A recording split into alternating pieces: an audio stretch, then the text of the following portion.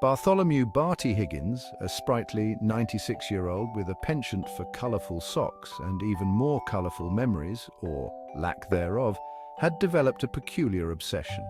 It wasn't with bingo, nor was it with Werther's Originals. Barty had fallen head over heels for Tyler, the Creator's album, Chromacopia. Every day, Barty would blast the album on his ancient record player, much to the chagrin of his neighbours and the structural integrity of his retirement home. He'd tap his feet, hum along off-key, and occasionally attempt to break dance, resulting in a symphony of creaking bones and concerned gasps. To Barty, Chromacopia wasn't just an album, it was a portal to a world he vaguely remembered creating.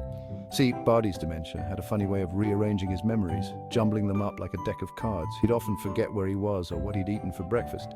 But the melodies and rhythms of Chromacopia were inexplicably intertwined with his consciousness. That Tyler, Barty would declare to anyone within earshot, he's a genius, just like me when I was younger, of course. His claims were initially met with polite smiles and nods, but as the weeks morphed into months, a seed of doubt began to blossom in the minds of his fellow retirees.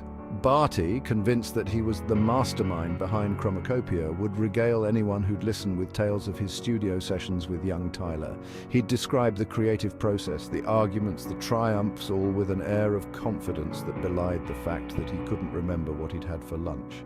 He'd pull out crumpled pieces of paper filled with nonsensical scribbles, claiming they were the original lyrics to Earthquake or the initial concept sketches for the album cover.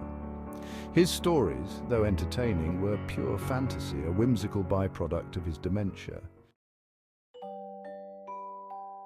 Inspired by his self-proclaimed genius, Barty decided to grace the world with a follow-up to his masterpiece. He called it simply the Tyler Album, a 90-minute testament to the depths of his delusion. Armed with a rusty old tape recorder and an unwavering belief in his artistic vision, Barty set about creating his magnum opus. The result was less Igor and more "Help, I've fallen, and I can't get up." The album consisted primarily of Barty screaming into the microphone, his voice cracking and wavering like an old dial-up modem connecting to the internet.